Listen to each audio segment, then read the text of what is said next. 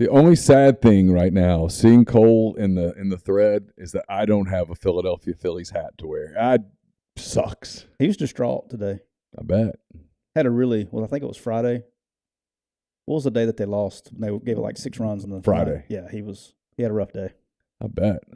That'd be a tough way to lose. Yeah, that sucked. But it is what it is. It is what it is. It is what it is. My Braves are set me up to disappoint me, even though they signed Strider for a long-term deal today. I saw that. Best GM in the history of sports. He is very, very good. Welcome into McCready and Siskey. The live stream will start the show here in a minute, powered by Rain Total Body Fuel. I'm Neal. That's Tyler. We'll get rolling. Talk about a number of things. We're going to re-rank the SEC at the midpoint. That should be fun. Yeah, it should be interesting. We're going to talk about who's better than we thought, who's worse than we thought, who's about what we thought. And we'll go over the road to Boise. Yeah. Things getting a little tighter. Yeah. Somebody talked a lot last week. Somebody didn't. And I'm just saying. I'm happy with my performance. I'm not thrilled, but I'm happy. Yeah, I'm overall pleased. I really only had one game that was, or really 2 games that were out of hand. The rest of them were what I thought. No, I'm not rooting. My rooting interest is done now. Hardman, I will now just watch. I will enjoy the postseason at this point. You can't jump on the Braves bandwagon? No, I mean, I like the Braves, though. They're fun, but y'all won last year. I like a couple of guys on the Phillies team. I like the Braves. I'm a big Castellanos fan. I love Kyle Schwarber. I always will. Let's see. In the who's the other National League series? It's Padres Dodgers. I'm not crazy about either one of those teams. Whoever wins the Braves-Phillies series is who I'll cheer for in the NLCS. In the American League, I mean, Seattle's a cool story. I can't see it lasting very long. I like the Guardians. I like the Guardians. I like the way they play. I think they're in trouble against the Yankees in all likelihood. And then, yeah, Seattle, Houston. I would love for Seattle to beat Houston. Do you think that do you wish it was like the Phillies versus Seattle in the World Series? Are you that kind? Do you want the worst teams to make it, or do you want? No. Would you rather see Dodgers, Yankees? I just want good baseball. Gotcha. I mean, I think we're going to get. Listen, I will say this before we move on, because we're not going to spend a lot of time. We're not going to spend time on the real show on it. I did think it was a great weekend of baseball. Major League Baseball gets beat up a lot. Yeah. I thought the games were super entertaining, and you got to give some credit where it's due. You know, they went to this system, and I was listening to Jed Hoyer today, the general manager of the Chicago Cubs, talking about it, and he was talking about how, you know, when this came out, he was a little skeptical, and he's like, yeah, you know, it was pretty good. Made a team that wasn't in the playoffs like the Cubs hunger to be in it, but he said it also shows you.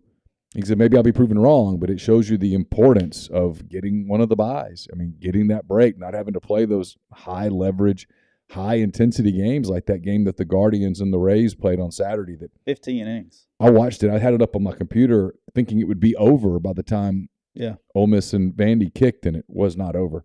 But it was a really good, I mean, high intensity game. But it was fun. It was a good weekend for Major League Baseball. Yeah, I don't think I watched a little bit of the Mets Padres, but the one game Friday night was a blowout. Saturday I did not watch it. I just assumed today I didn't really care, and then watched a little bit yesterday.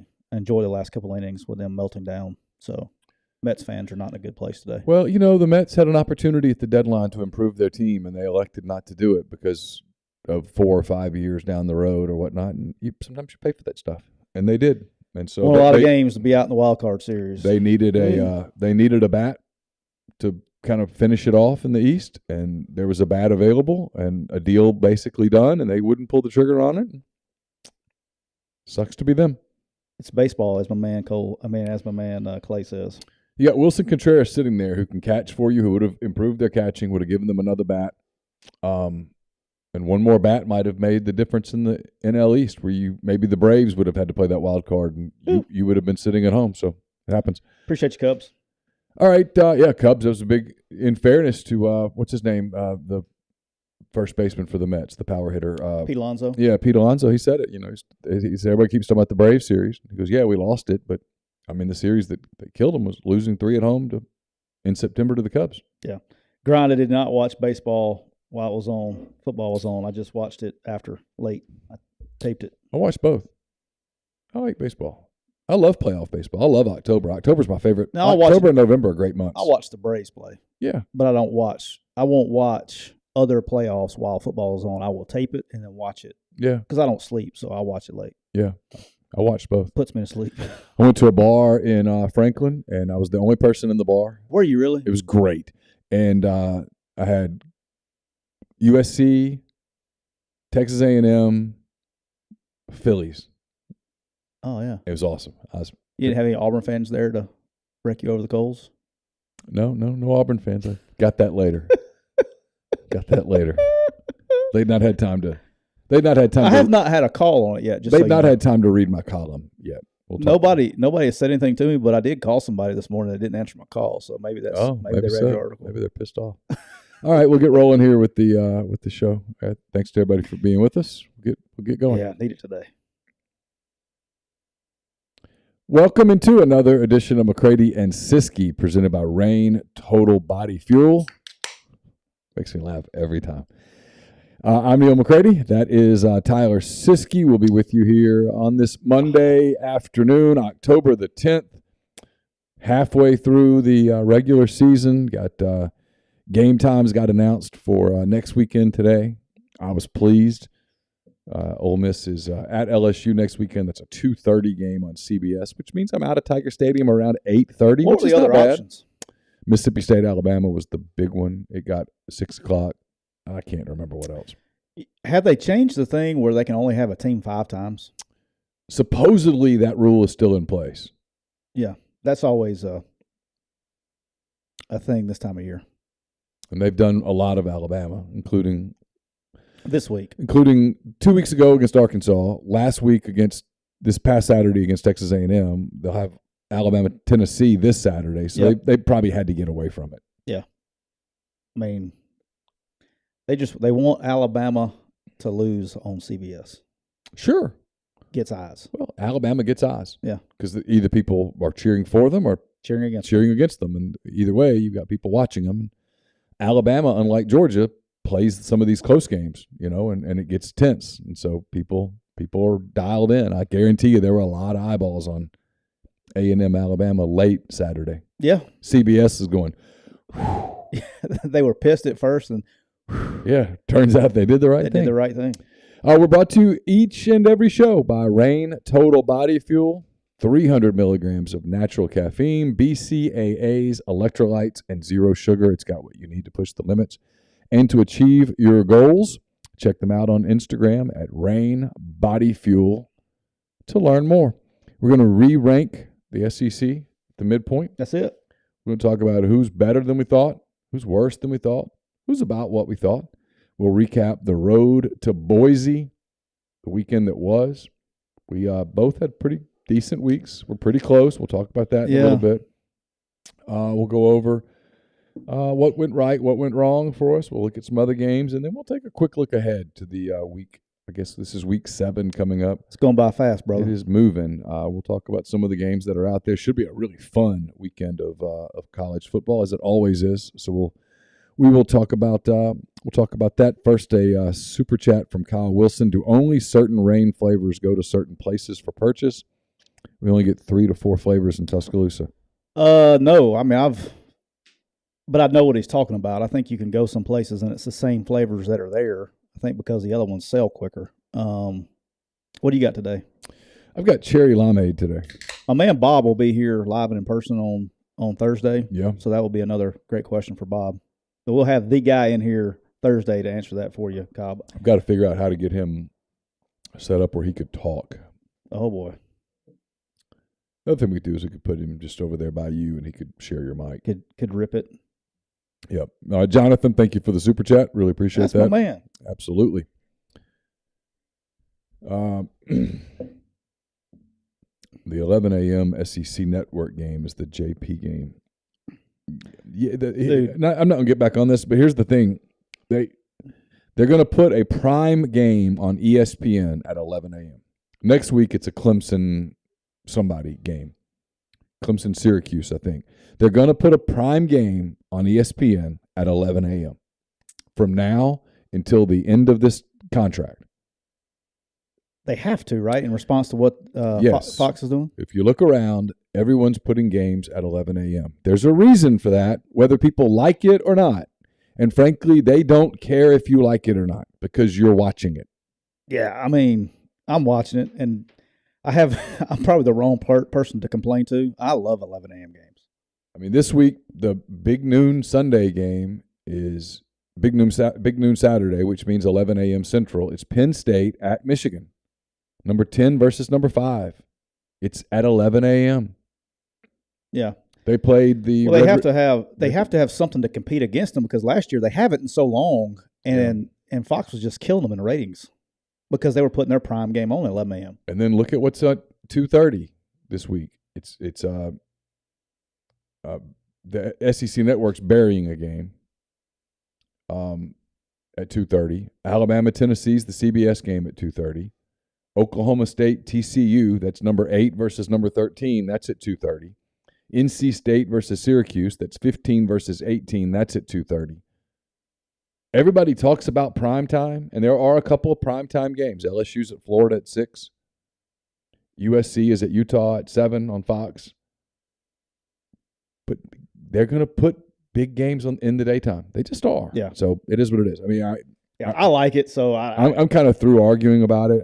People tell me, and they're right when they say this, you don't understand what it's like to not get to tailgate. I don't understand. And I'm with you. I don't. So at that point, I just kind of stop. Yeah. I don't. I can't argue with them on that. So. And you can talk about brands and stuff, and I don't know. Look, here's all I can tell you is that I've talked to some TV people, and that's what they tell me, and I'm just going to take their word for it. I don't know. I'm not in their meetings. I don't know. Why not, Neal? I don't work for them. I mean, if I did and I was in the meeting, maybe I'd say, so do you put LSU and Florida at night because they're bigger brands and those brands have more appeal at nighttime? Why would you not want those brands at 11? Is that an SEC Network or ESPN? It's ESPN. ESPN. Who's got the SEC Network night game this week? Mississippi State's at Kentucky. Oh, that's a little surprising. Yeah. Does the SEC Network get priority on the late slate before ESPN? No. Dude, does ESPN put in baseball on Saturday night this weekend? I haven't looked at the. I don't know. I don't know. They were on. They were on. Yeah, I don't know where they have something to do with it too. Could yeah. Could I don't know where. I don't know how all the baseball games will be divvied up. Are those on TBS? Are they on? Some are, some aren't. Fox, FS1. I don't know. We'll I mean, this weekend will Braves be are on at noon tomorrow. That's the only one I'm watching. This weekend you'll have potentially still 4 playoff series going, and so you've got that with college. I'll tell you what I didn't like though with the baseball deal. We'll get off baseball because it's a football show this time of year. They're messing with the off days. A 5-game series goes 2 on, 1 off, 2 on, 1 off, play the game 5. Like the Yankees are playing like tomorrow, I guess. Everybody's playing tomorrow. Yep. And then the next day there's only 2 games. So 2 series take a complete day off. Right. Come back and play just for TV so they can have 2. I mean, why not just alter when they start? You know what I mean? Yeah. But I don't like that part, but whatever. Drew says MSU Kentucky's a better game than Ole Miss Auburn. It is, but ESPN had a higher choice on that. And Ole Miss fans don't like this. For whatever reason, you have to understand that Lane Kiffin gets eyeballs. Lane Kiffin turns. He's the brand. He's the brand. And so choice 1 was for CBS, and they took Tennessee, Alabama, because duh. And it works out. I mean, turns out that was a genius decision, obviously, because Tennessee blew out LSU. They're red hot. Alabama beat A&M, but narrowly, and Alabama looks vulnerable, okay? In the eyes of the general public, they go, ooh, boy, someone's going to get them soon, right? Mm-hmm. So that makes that a really appealing game. It's an easy choice 1. Choice 2 belongs to ESPN for the 11 o'clock game. Choice 2. And they looked at the rest of the slate, and they went, all right, what do we want? Do we want Vanderbilt and Georgia? No. Do we want we can't have Arkansas because that's a BYU. That's a different slate. Do we want LSU, Florida? Maybe. Let's think about that one. Do we want Mississippi State, Kentucky? Nope. What do we want? I want Kiffin.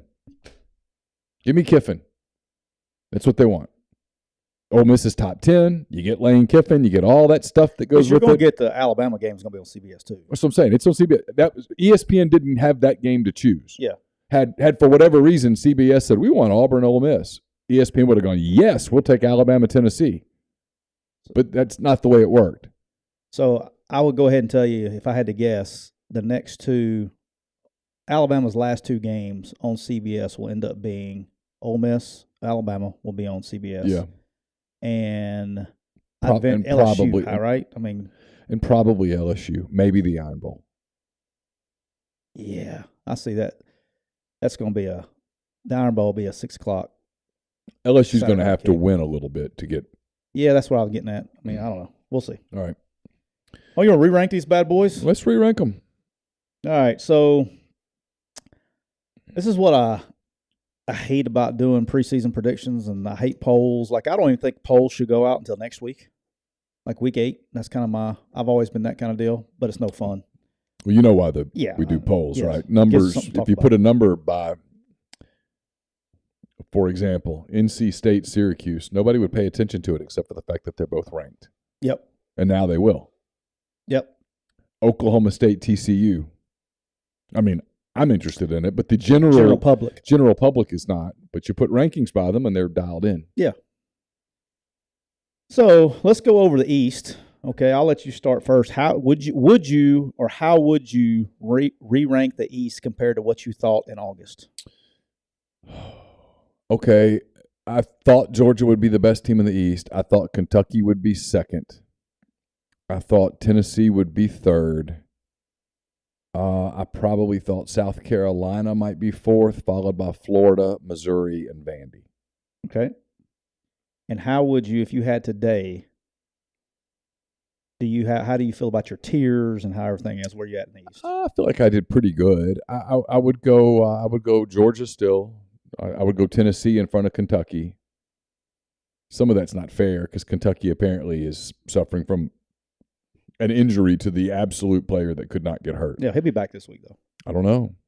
Hey, we're going to talk about it in a little bit. That betting line makes me think that somebody in Vegas thinks he's not coming back. He thinks he's coming back this week. He might, but I wonder. Yeah. I would go Georgia, Tennessee, Kentucky. I still think I'd probably go South Carolina here in front of Florida. I don't know what Florida's done that's making everybody go, oh, yes. I mean, I watch Florida, and I just see mediocrity. Okay. And then I'd go Missouri, Vanderbilt. Okay. I think where I was, I think in my mind when we started in August, Georgia was in a class of their own. Mm-hmm. And then it was like you had Tennessee. I had Kentucky. I probably had Kentucky a little, which we'll go over teams better and worse we thought. Very similar, where I was probably wrong re-ranking them. I think Tennessee is a clear 2, and I think they're creeping. I think they're closer to 1 than they are 2. And then I take a deep breath. Okay. So you think Tennessee could be really close to Georgia? I think it's because if they are, the second we're about to have ourselves some great games, right? But here's where I try to. I'm a realist, you know that. Sometimes it doesn't. People don't like the truth, but I'm a realist. I also have to ask myself, as much hype because look, there's a lot of people that are looking at this game Saturday at 2:30, which we're going to talk about in a little bit, right? Sure. Have we given Tennessee too much credit so far? I don't know. Because they go on the road and they have to go to overtime and to beat Pitt. Okay. And Pitt has that was a long time ago. But yeah. But it is what it is. I mean, Alabama had to go to overtime almost overtime to beat Texas. But they're pretty good. Yeah, Texas is up and down. Who's better, Texas or Pitt? Texas. Yeah. And then they go played Florida at home. They play Florida at home, win by 5. And we're not really – you got a home game versus Florida who – and I'm with you. To me, they're in the basically dead ass in the middle of that East. Yeah, sure. And then they go on the road. Now, they blow out. They blow out. The game was never even a game. No, they destroyed. From the opening kickoff. They destroyed LSU. They destroyed LSU. So, are we giving too much? That's it. That's all they've done. How many teams could beat Florida and LSU right now? I mean, more than half. You know what I'm saying? Like, Yeah. are we? Look, I did this thing every week. I ranked the SEC. Yeah. And I did it. I was sitting in my hotel room 6:30 in the morning yesterday. Yeah, yesterday. And it's easy at first. Georgia, Alabama. Then you go Ole Miss or Tennessee. I don't know, 3, 4. I write for an Ole Miss side. I put Ole Miss 3rd, Tennessee 4th, whatever. Mississippi State 5th. Then after that, you go, whoa, okay, what do I do now? How do you differentiate other than the records, right? Yeah. How do you differentiate Arkansas, Florida, South Carolina, LSU? Who am I leaving out? I mean, you kind of know who's at the bottom. You know that it's kind of Auburn, then Missouri, then Vanderbilt. Yeah, you know the top, you know the bottom. But how do those teams in the middle, like, how do you know? I don't know. Like, we did this little thought exercise. We were in the press box the other day. We were talking about Arkansas because Mississippi State was finishing them off. And someone goes, you know, they're 3-3 now. And so we played this game with, okay, well, if you asked every other team in the league to play Arkansas' schedule, what would their record be today? Oh, and they don't get their starting quarterback for the game in Starkville. What would their record be today? And you go, oh, hadn't thought about it like that. Yeah. So, you know, it's like you can be a hostage to the numbers. It's like Tennessee, to your point. Right. To some degree, I almost hate to say this because people lose their Ole Miss. Okay? Ole Miss is 6-0. Yep. They've played one game. Yeah. Played half of that one. And it came down to the end. Yeah. Played one game. Yeah. Do we know what they are? I think they're really good. Do I know it? No. It's like someone goes, well, you picked 8-4. I got that one the other day, and I'm like, yeah, and 8-4 still on the table. Now, I hope they go better than 8-4 because 8-4 for my business would mean a 2-4 finish, which would not be good, right? Yep. But if the football gods dropped in here today and went, they still go 8-4. Am I shocked? No. Am I surprised? Yeah. Based on what I've looked at, yeah, I'm surprised. I think Ole Miss is better than LSU. Can you go lose in Baton Rouge? Yes. Sure. I think Ole Miss is better than Texas A&M. I do. Do I think there's a possibility that Ole Miss could lose in College Station? Of course. Right. Could Alabama beat Ole Miss? Of course. Could Ole Miss go to Arkansas a week after they play Alabama and Arkansas kind of get some people back and they're a little healthier? And sure. Could Ole Miss lose to Mississippi State? Yeah. You know what's kind of funny is they played Kentucky, and then they played Vandy this week, which was the worst team in the East. They're probably going to play the worst team in the West this week. Mm-hmm. And they're probably going to play the second worst team in the West. Yeah. They're going to probably play the third worst team. You know what I'm saying? Like sure. The scheduling could not be any better if you're an Ole Miss fan. Sure, and we knew that going in, that this is with all these new pieces that the way the schedule worked. And look, the schedule might work out for Ole Miss to be a contrarian to what I just did. Yeah, they're one ahead of where I thought they would be. I said, you know, at the beginning of the year, I thought they would lose the Kentucky game. Be close, but I thought they would lose it, and they won it. So they're one ahead of where I thought they would be. But this last, you know, and then I've always said, and I said it, and this is probably where I'm a little bit, we'll go ahead and get to the West because there's not a lot to talk about after Tennessee, but the Auburn game has always been a intriguing game for me. It's not as intriguing today as I thought. You know, I said if I could go flash forward, if we could know the results of one game. Sure. If you told me that Ole Miss beat Auburn in the preseason, if you told me they'd beat them by 20 points, I'd be like, oh, man. Oh, wow, yeah, of course. Does it carry as much weight? Like I still have so many unanswered questions. But what I was going to say about Ole Miss, though, to finish, I mean, there's a possibility that Ole Miss beats Auburn, goes to Baton Rouge, and beats a deflated LSU team. You're 8-0. And now you're 8-0, and you go to College Station, and they're kind of beat up. They're not very good on offense. That you limp through that one because you'll be beat up 9 games, no off week. Then you get a weekend off. And who knows what Alabama's going to be by the time they get here. I don't know what Bryce Young's deal is. They're reevaluating him today. He didn't take a snap last weekend. I don't know. I mean, I think he's going to come back and play. Is he going to come back and play effectively? If he gets hit on it one more time, is that the end of it? I don't know. I don't know what they are. I do know that Alabama without Bryce Young is a good team, but Alabama without Bryce Young is not the elite, unbeatable, oh my God, they're a monster team, because the kid's not as good as Young. He's just not. No. And so after that, I don't know what Arkansas is. Arkansas, by the end, on the flip side, they're so beat up on defense that they might not have anything left to stop you. And who knows what they look like at the end. And then Mississippi State looks really good, except you look at them and you go, okay, yeah, but who've they played? It's fair. And then it's just a weird, like you're one injury away. You're one injury away. And you look at what happened, how different of a team was Alabama without Bryce Young? How different of a team was Arkansas without K.J. Jefferson? Kentucky without Will Levis. Levis. Was Kentucky without Will Levis. I mean, Kentucky looked like a shell of itself without Levis. Yeah, it was. They started on the first play, by the way. You know, and this has not been a great coaching performance from Sam Pittman this year. I mean, it turns out that he probably should have started Hornsby. Hornsby played a lot better than the other kid. They had something cooking a little bit with him at quarterback in the second quarter, and then he gets dinged and he goes out, and it kind of like I was actually a little bit impressed with him. You know. And when he came back, so when they started coming back again. And the other kid's a better practice player, the Fornben or something like that, whatever. I mean, but, you know. Yeah. You coaches do that practice thing, and I get it. Practice thing. Some guys are good practice players. They're not good game players, but they practice well, and they practice well, so you keep sticking with them. And there are some guys that just play better when the lights come on. Yeah. And supposedly, in coach's defense, very few times is there really a thing called a gamer. I mean, I can count on my hand. I mean, you if you're a dude, you do dude things all the time. I mean, you know what I mean? Like Will Anderson just doesn't show up for Saturday. You know what I mean? Like if you're a guy right all the time.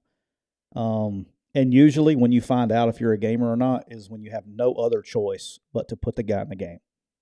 Like if you would have like John Rice Plumlee literally got a shot to play in the game because we had no other choice. Right. It was me or him. One of us had to go in the game. I mean, you could have played. No. But you know what I mean? Like, and you're like, oh, damn. Oh. But you watch him in practice, you're like, ugh. But he was and doesn't run well at practice. You're like, he's just okay. Did you see that Weldon says Hornsby and A-Chain from A&M were on the same 4x100 team? But they were slow. Whew. Those two cats that can run. But they were slow. Man. I bet they were slow. But, all right, who was better than you thought in the SEC? Than you gave them credit for? We're doing East still? Let's just do the whole thing. Who's better than I thought? I think Mississippi State is better than I thought. I think Ole Miss is going to end up being a little bit better than I thought. Let me think. Better than I thought. I put them up there so you could look at them. Yeah, I'm looking at it. I need to have a cheat sheet too. Alabama's about what I thought. Ole Miss is a little better than I thought. LSU is worse than I thought. Mississippi State is better than I thought. Auburn is worse than I thought. Texas A&M is worse than I thought. And Arkansas is probably a little worse than I thought, although I thought defense was going to be a problem for them. There was no way I could have known that they would get so many injuries in the secondary in 2 weeks. Yep. And then in the East, Georgia, frankly, is a little worse than I thought. Tennessee's better than I thought. South Carolina's about what I thought they'd be. I just like what he's doing from a culture standpoint. 4-2, man.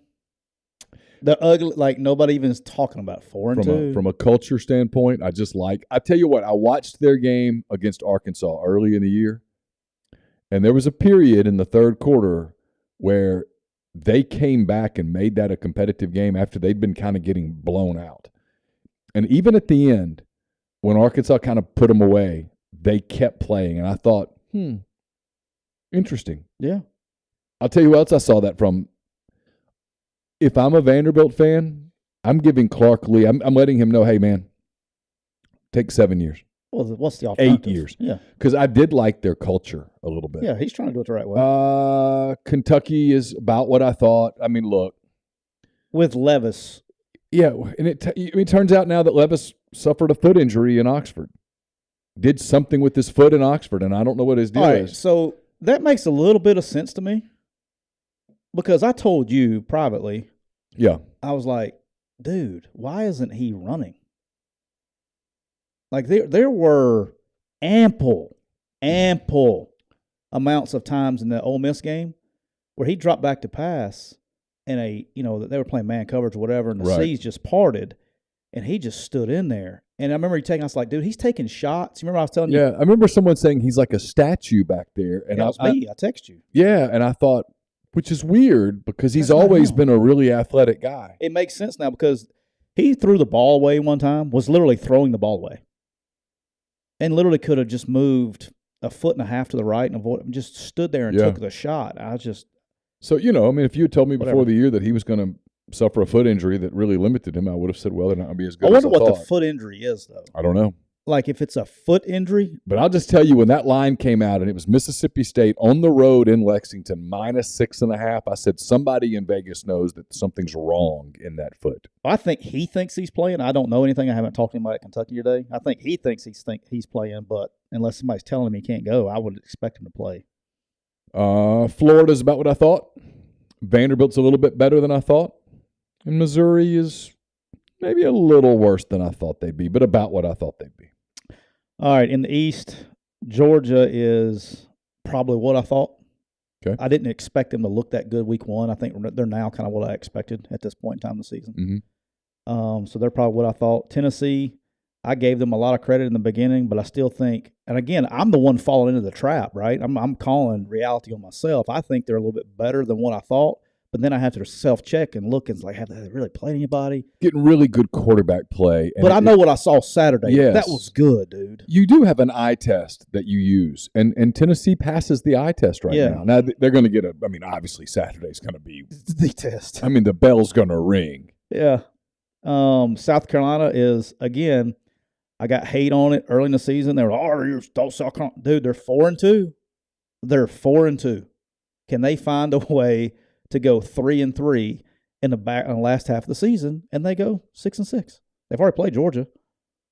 Well, if they go 3-3, they'll be 7. I know that's kind of what I said at the beginning. I think there'll be a game better than we're last year. You know what I mean? So I think they're about what I thought. Yeah, no, I like what he's doing. They're 4-2. Got a lot of energy inside his program. Yeah. I like what Kentucky's doing when Will Levis is in the game.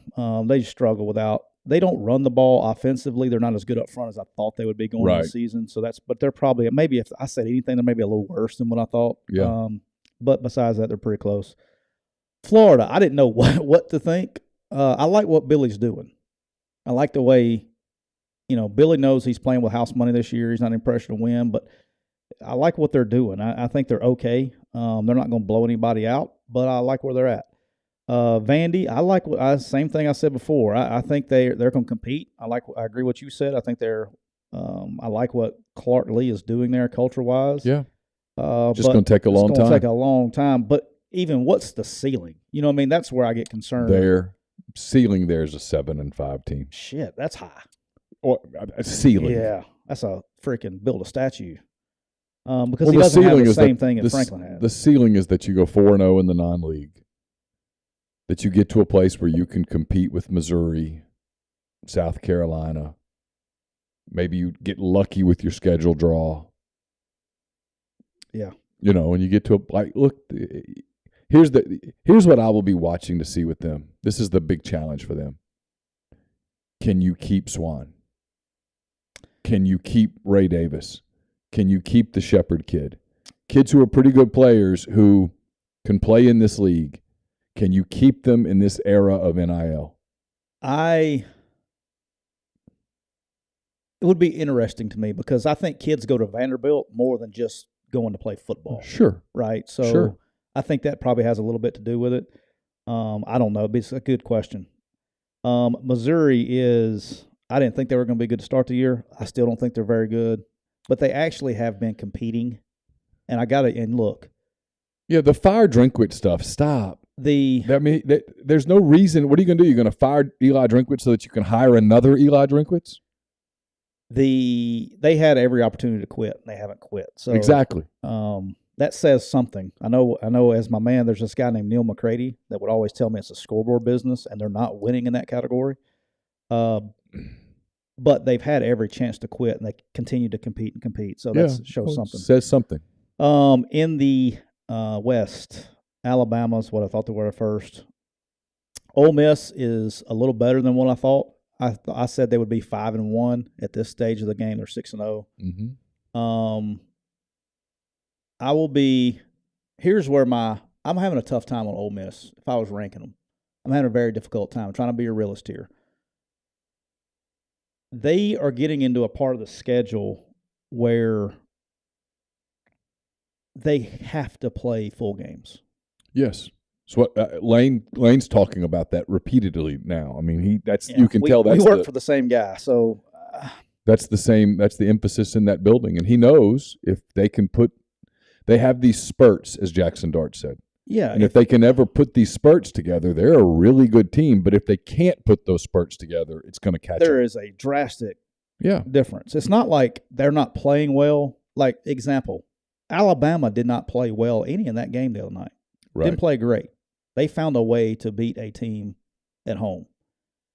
Ole Miss is getting to a part of a schedule. Look at Mississippi State, which we'll go ahead and I'm having a tough time with Ole Miss, Mississippi State. Sure. Look at Mississippi State. They've played really good football the whole year except for one half of one game. And the result of that game was they lost on the road.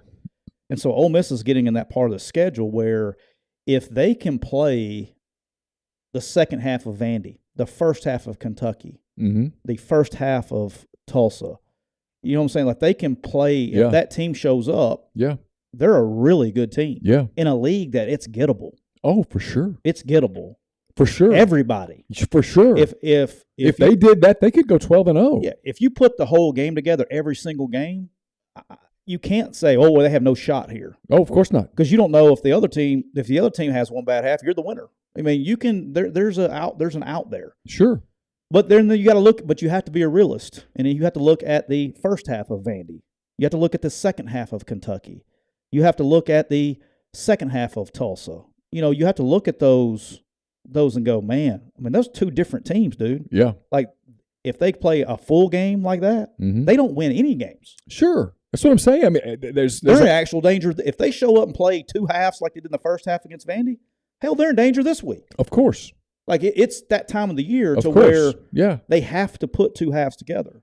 He knows it. You can see it. I mean, he's talking about it. His voice, everything tells you that he knows it. I mean, I think and to Lane's credit, he has consistently said he thinks this team has a chance to be special. I just don't. It's so late in the year, though. I don't know what's keeping it. You know what you got? You got this is transfers and chemistry. It's the portal, leadership, it's chemistry, and it's all those things. Sure, but it's time. I mean, they got. It's time that you will know. And I think the way that they answered the bell in Nashville on Saturday is a good indication. But we'll see. Yeah, but Nashville, you know, the team that they were playing, and I don't want to get everybody all in an uproar, but the team they were playing had a kid that was committed to us here, playing free safety. The only problem was we recruited him to play outside backer. Right. Okay? He can't run. They couldn't run. I mean, they were inept on defense. Yeah. So much, and then everybody's like, oh. I'm talking about DeRicky Wright. I'm talking about the whole freaking I'm talking about DeRicky Wright, but I'm talking about the whole defense. Sure. I mean, dude, they didn't punt Saturday. The score should have been 70 points. They didn't punt. Right. Ole Miss didn't punt. Right. Well, they had the two picks, and didn't they go for it on the fourth down and didn't get it? Seems like they did that. Because they did in the first half. Yeah, they just it kind of Jackson made a couple of bad decisions. Had some bad picks that he's got to eliminate those. Dude. But on the other side, they started making plays. I'm sure Lane. Yeah. Because that drove me crazy, and I wasn't even. It's that deal that we talked about this. And so far, they're okay with it. When you are going with a young quarterback, he's going to make young quarterback mistakes. They just do. Yeah. And then, but my point of drill is that they have, I don't know yet. Yeah. I mean, because they could be really good or not. What about Auburn and A&M? All right, Auburn, I may be the only person on the planet, me and Grind watched that game on Saturday. Look, they came out and they competed. They played hard. Yeah. And then Harsin goes for a fake punt. Well, I think it was 4th and 6, 4th and 4, somewhere like that.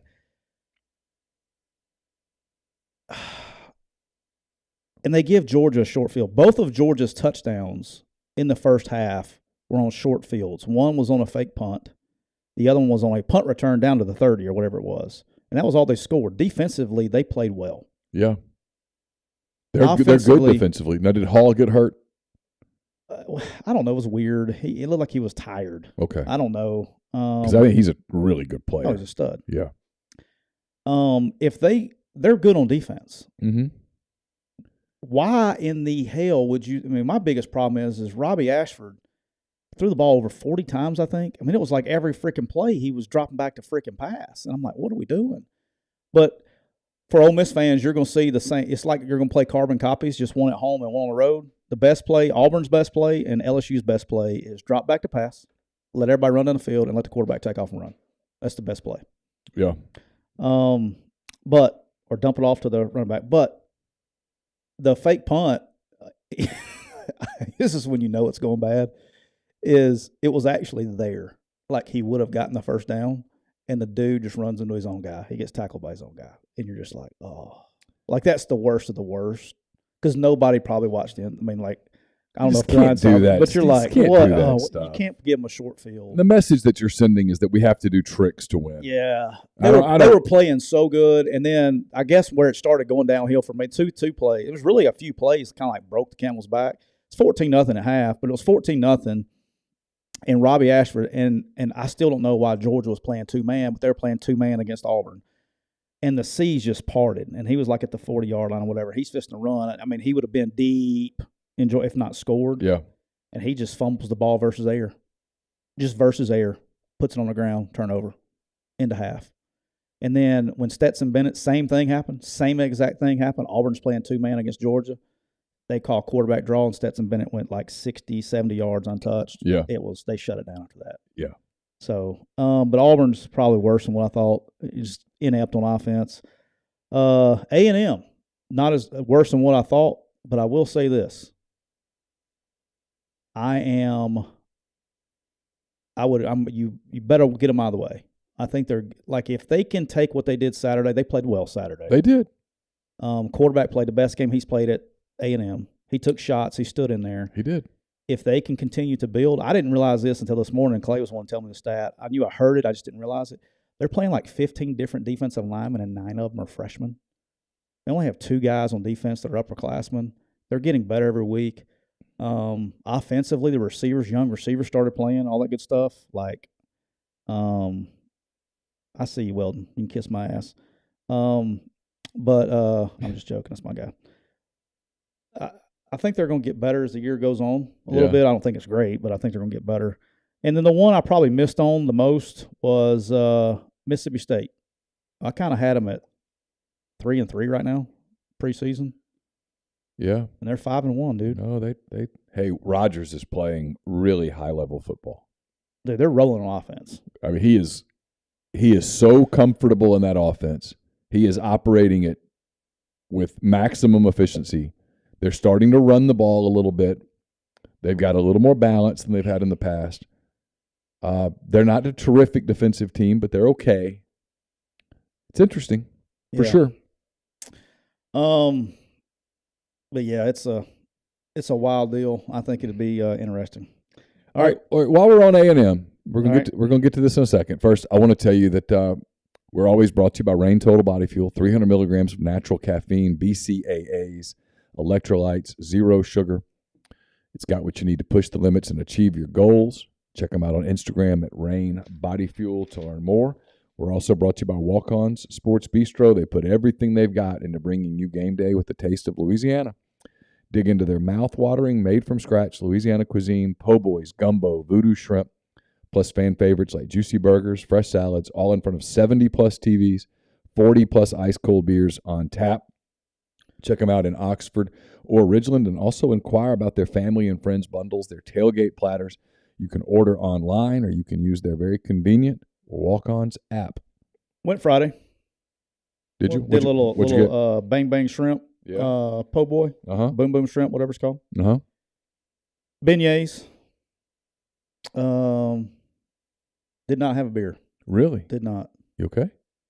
Yeah, I was driving. Oh, okay. You should be responsible. Yeah, I don't drive at all. If I have one sip, I don't. Yeah, just kind of being the coach mentality in me. Sure. Because in coaching, you get pulled over and it's on your breath. You lose your job and your career. So I've just been trained like that. So I don't. If I have one sip, I mean I could be totally sober. If I have one beer, one sip, or anything, I don't drive. What I was going to ask you about was the play call at the very end of the last play. Yep. Texas A&M, Alabama. It was 24-20, I believe, was the score. Texas A&M had the football. They were driving. They got to the Alabama pass interference. Got the ball to 2-yard line. So you're 2 yards away. A touchdown wins the game.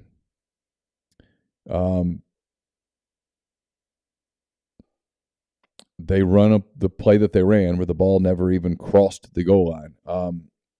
What'd you think of the play call?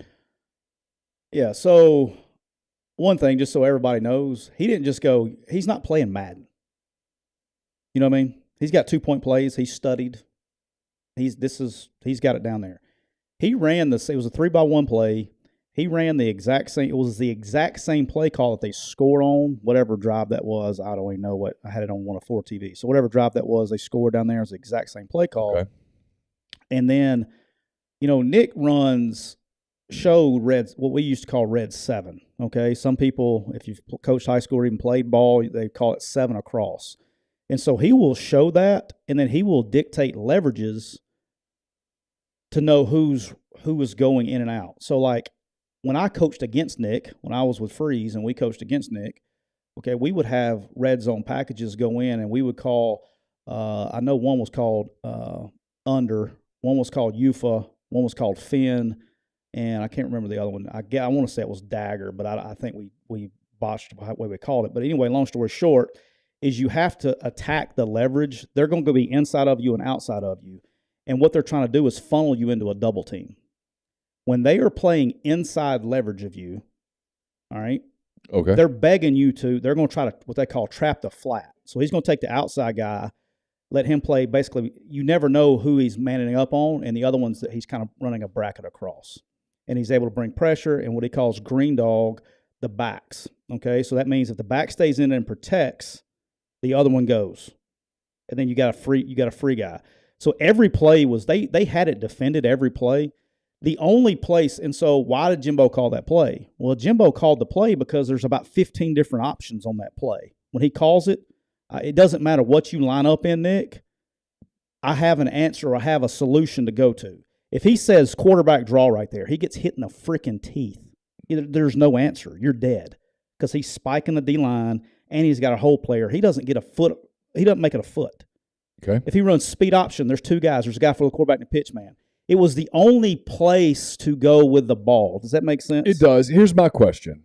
As a non-football guy, right? Okay, I'm not studying it all week. In fact, I'm at that point about 4 beers in, yep. and so I'm watching that and I'm thinking to myself, I got one play, 2 yards to beat Alabama. By God, the ball is going to somehow get to Devin Achane. And if I lose, it's going to be because they stop him.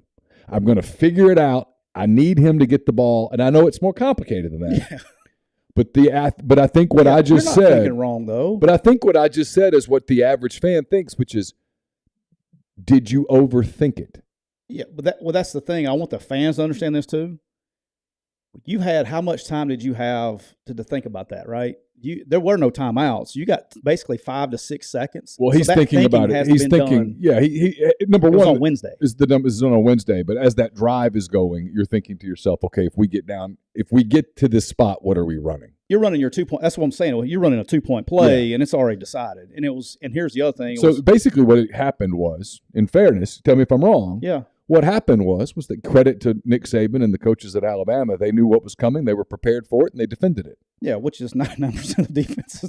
They're pretty prepared. And here's what he was trying to do. And just so I make sure all the fans know what he was trying to do, he was trying to run what we call a pylon route. And so what he was throwing the back shoulder versus the corners at Alabama, every coach in America knows that's the way to get explosive plays against Alabama. Hugh Freeze says hello. He's completed 807. We practiced that shit. Did it a lot. Nonstop. Yeah, did it a lot. Because that is the technique that Nick teaches the corners. They are susceptible to that. Jimbo knows it. Every coach in America knows that. All right, the pylon route, how it's supposed to be ran is you're supposed to be able to push about 4 yards deep in the end zone and then basically pivot out of a back shoulder ball and throw the ball 1 yard deep in the end zone right past the pylon. Okay, the problem is when you run that route, I coached receivers, played the position. I know you can't get the corner to turn and run from the 2 yard line. He's got an extra defender back there at the back of the end zone, so he wasn't really turning running. Right. If you did that route from the 6 or 7, which is really where the pylons ideally ran, you got something. But the corner never was really open and run. All right, 2 is this, and that's why so the receiver, the reason it wasn't executed well, and I heard you this morning saying the ball wasn't even thrown to the deal, the receiver was a little quick to where he was. He didn't really get it pushed to the depth, and the quarterback was late. And so by the time he got ready to throw the ball, the receiver's already out of the break. The only chance he had to even give his receiver a chance was to throw him away. Does that make sense? Yes, so it was late and late, bad execution. If he came into that play and he goes, hey, look, we're throwing this pylon route right here.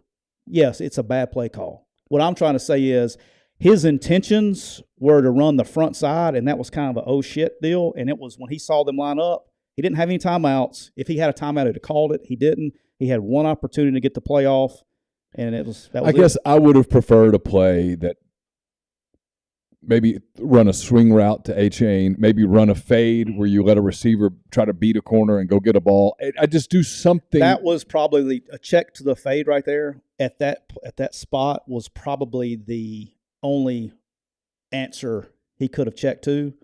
And I don't know communication. I don't know what they teach the kids or whatever, but it wasn't that he came into the play, hey, look, we're going to throw this pylon route to this guy.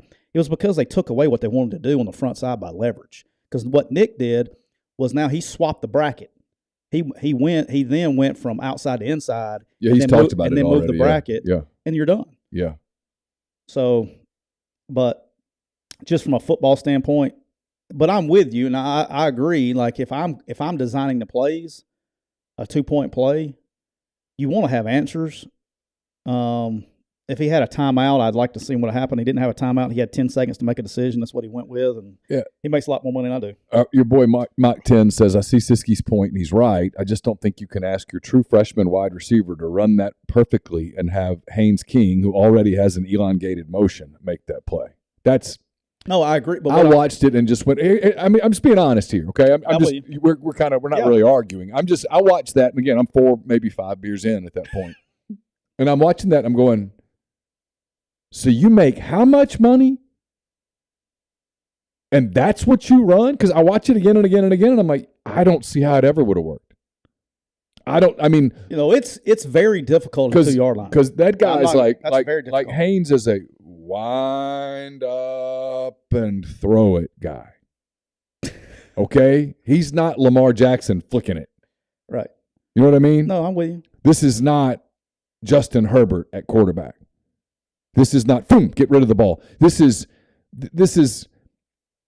in the stretch, old school, wind up, by God, we're going to, you know what I mean? I mean, really wind it up. And it just was never going to get there. And again, that's what I was saying is I think when Jimbo called the play in the 5 seconds that he had to decide what play he was going to run, I think he intended on throwing that to the trip side. And then when the leverage got flipped on him, he was screwed. To the point to where he had to check it or whatever it is. Now, you watch film during the week, those decisions are not made on game day. Right. And fans, he didn't go, all right, I'm clicking Madden plays. That decision was made on Wednesday. He knew what the play call was on Wednesday. Mm-hmm. So he saw something on film, and Nick may have got him, flipped a script on him. I don't know because I haven't watched any tight red zone film on what Nick does in the red zone. I just have been there. I know what he runs. He shows what we used to call red 7, which is a soft drop with 7 guys, but he kind of plays matchup zone and brackets guys and has what we call a rat player or a robber. Some people call it robber, but it is what it is. Yep. Oh, I tell you what, after that. But they played better, dude. After that, I would have, if I'd been an A&M fan, you know what I would have needed after that? You didn't need a rain. Or some wipes. Therapy. And some wipes. Wipes, too. But I would have needed therapy. So, might have needed better help. It can be tough to train your brain to stay in problem-solving mode when faced with a challenge. But when you learn how to find your own solutions, There's no better feeling.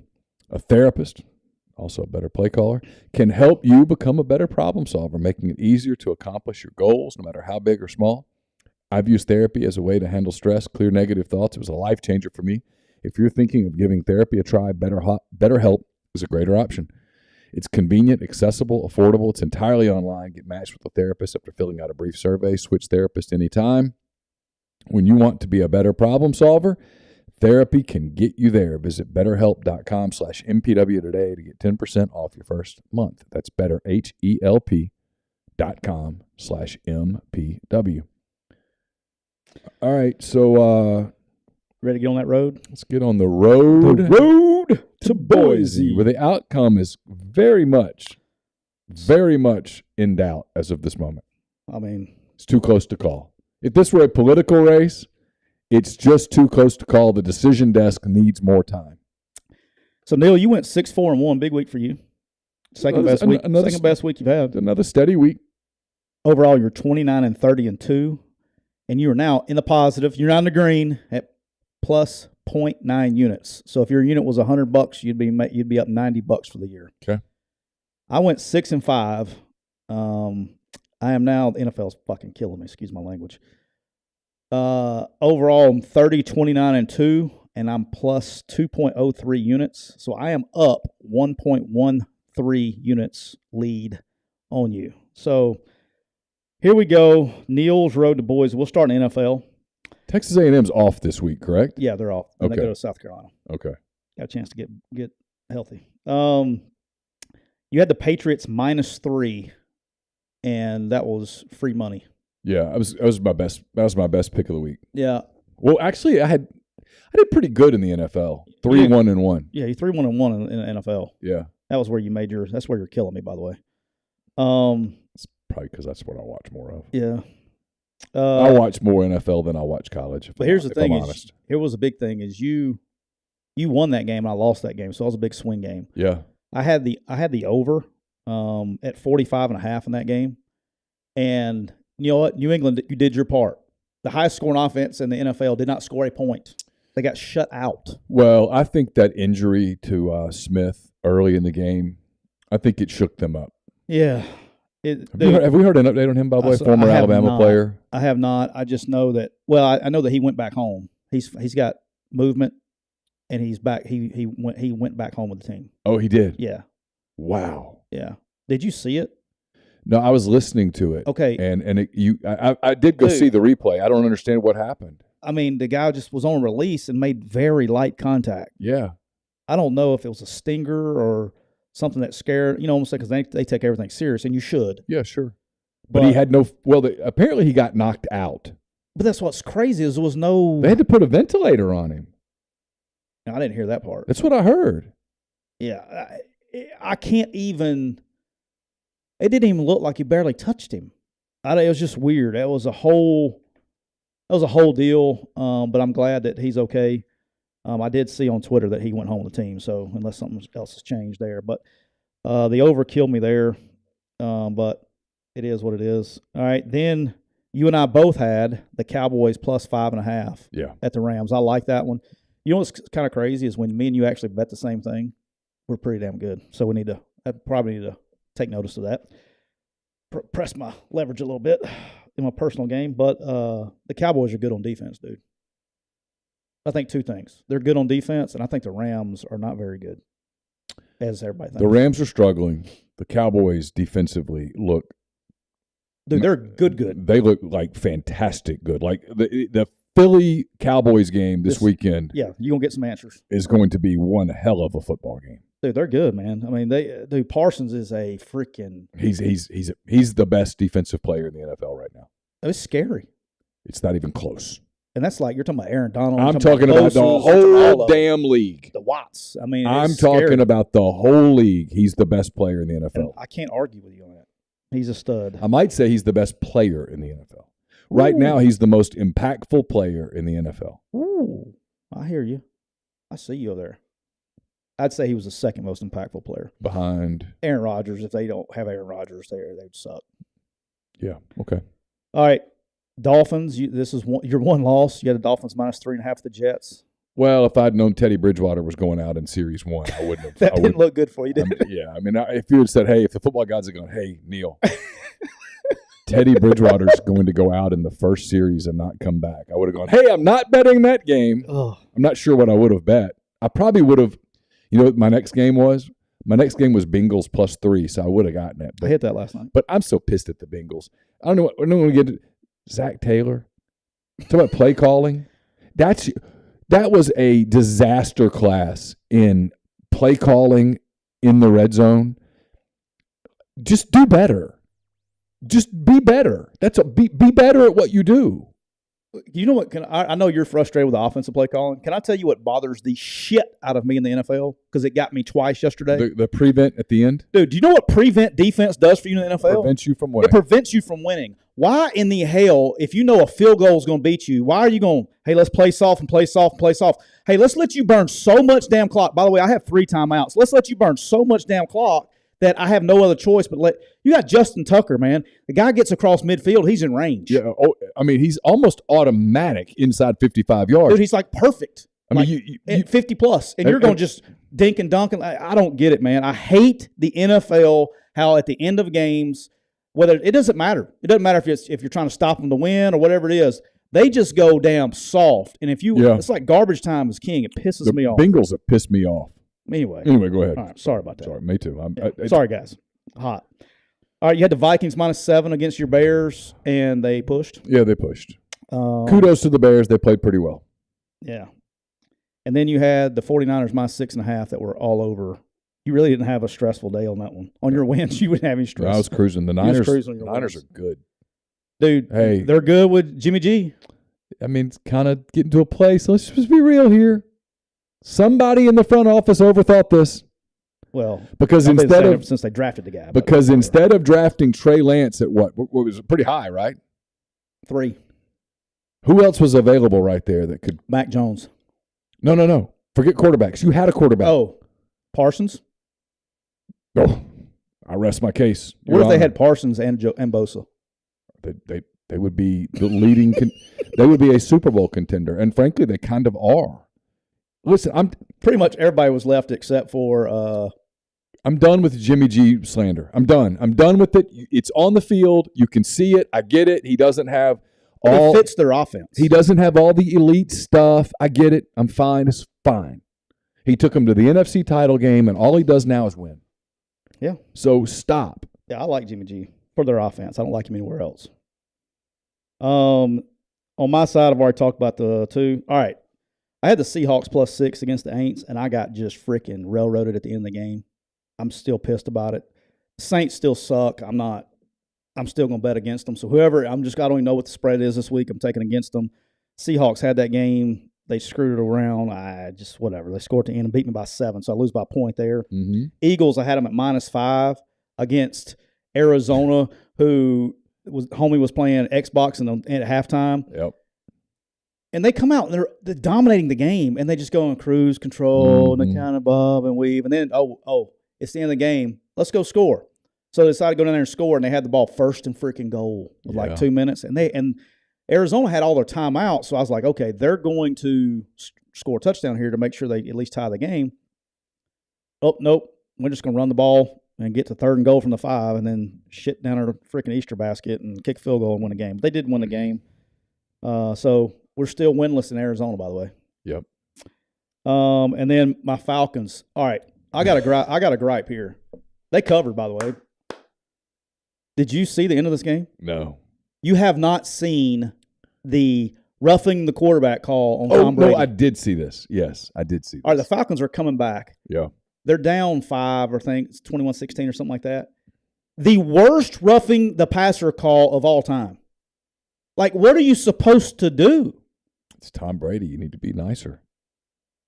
Like, that dude, whoever, they need to be like, that's bad. That cost them a game. And I'm not saying they would come down and score, but that was, automatic first down, let's take a knee. That was bad. The worst roughing the passer call I've ever seen in my life was Sunday.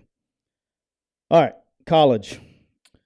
All right. This is where I got to get better. I just got to get better. I got to quit thinking so damn much. Like the pro game, I'm just better at it. GJG says the Falcons are garbage. Hey, GJ, I know your AirPods are stopping up your ears, but the Falcons are undefeated against the spread. I just thought I'd let everybody know that. They are 5-0 against the spread. All right, updated rules. Tell me what updated rule caused that to be roughing the passer. I don't know. I'm sorry that this happened to you. That's terrible, man. I'm You can't hit him high, can't hit him low. So he grabs him around the waist and is gator rolling him as a tackle to keep him from bouncing his head, by the way. He doesn't land on his head. He lands on his side. Nothing, no weight on top. There's literally nothing in the rule book that calls that a roughing the quarterback. It's terrible. Still pissed about it. Do they call that on any quarterback not named Tom Brady? No. Yeah, that's what I think too. It's terrible. All right, you had Michigan minus 22.5. I was close. Yeah, it was 21. That was tough. Indiana played a really good first half, and that prevented that from happening. Yeah, it was 10-10 for a while, really up to halftime. I'm leaving Michigan alone for a while. Like, there's a part of me that thinks Michigan minus 7 this week is like a lock, and I've been burned a couple of times, and I'm kind of done for a minute. How about Mike Hart collapsing on the sideline? I know. Seizure. And that might have played a role in it somewhat, too. You just never know. Mike Hart coached with Tom and them at Indiana.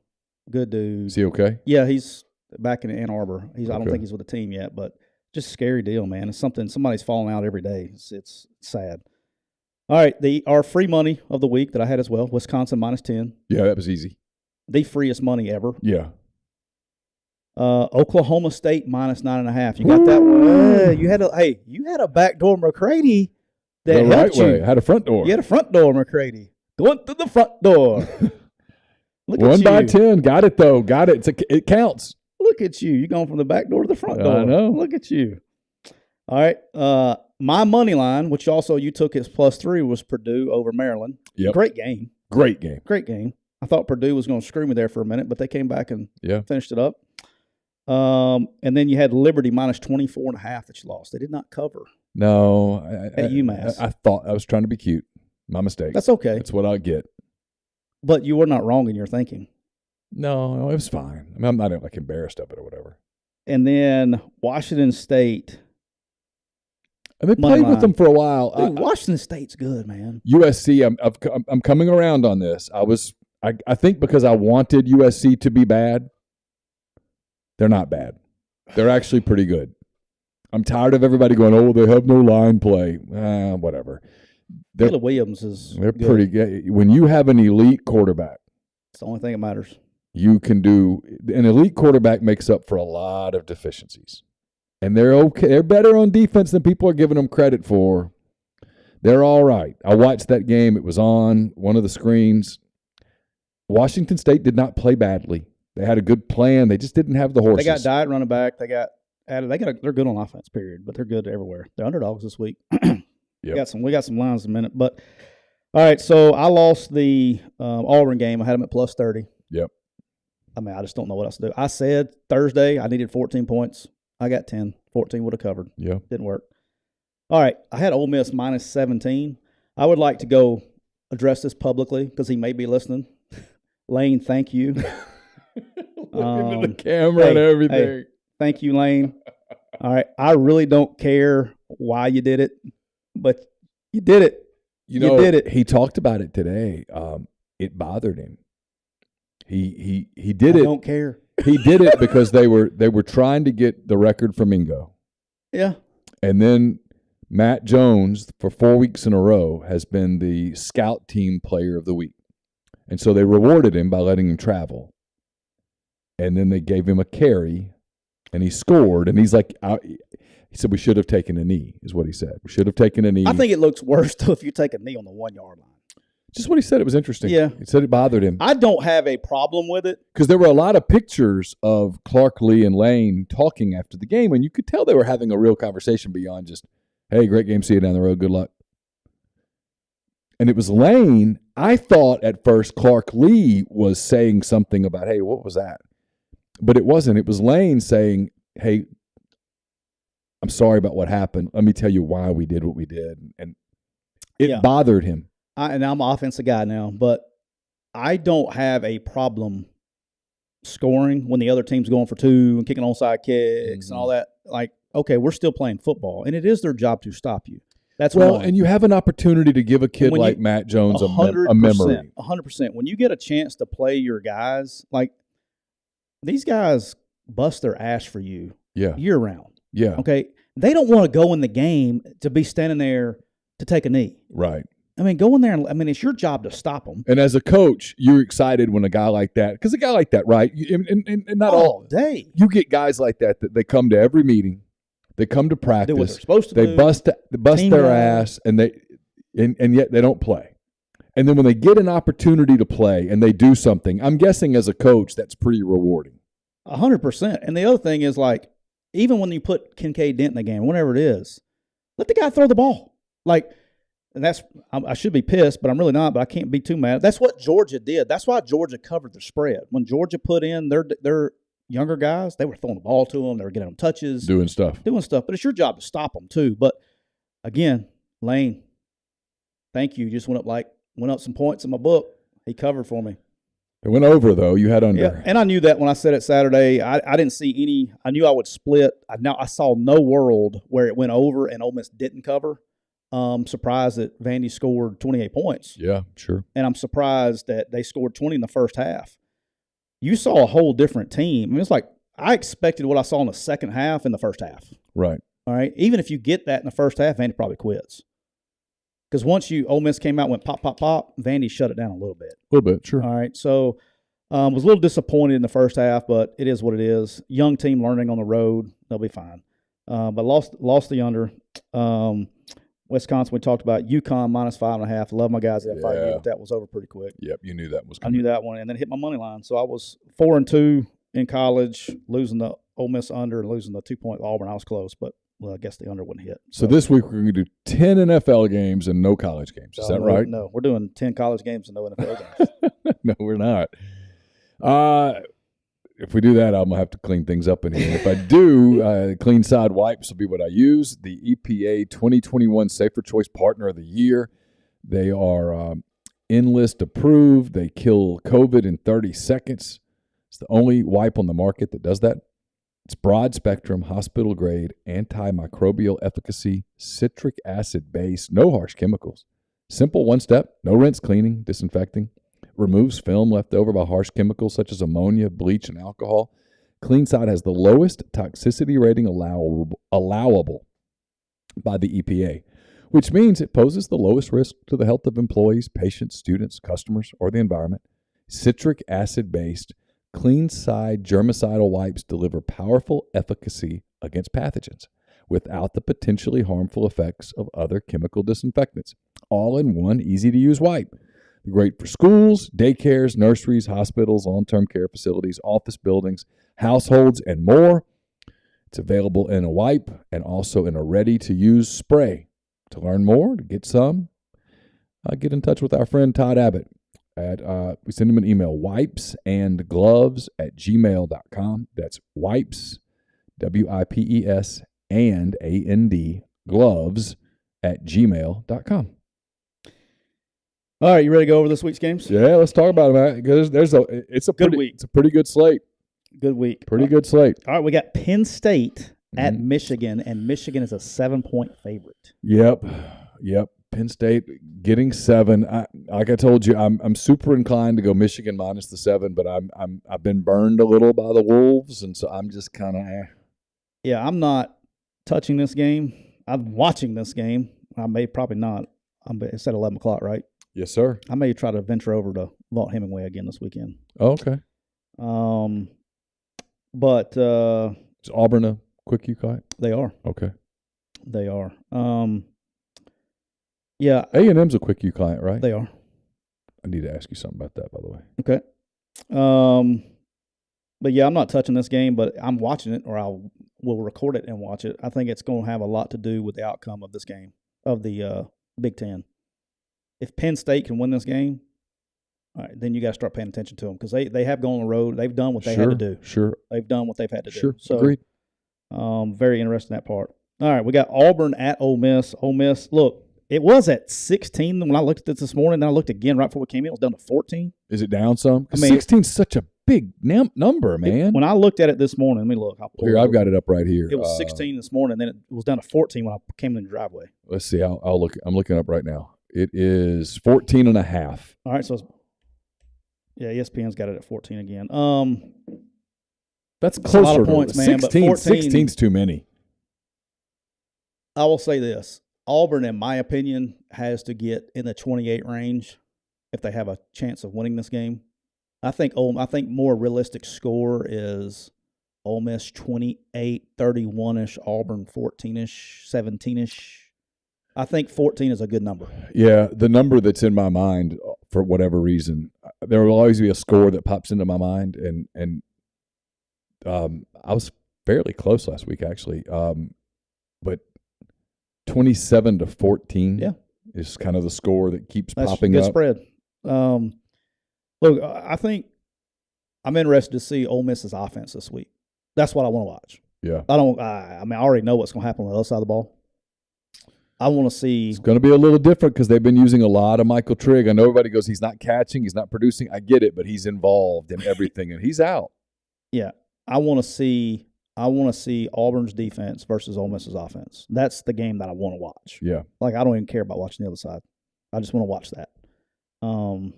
Because I already know what's going to happen on the other side.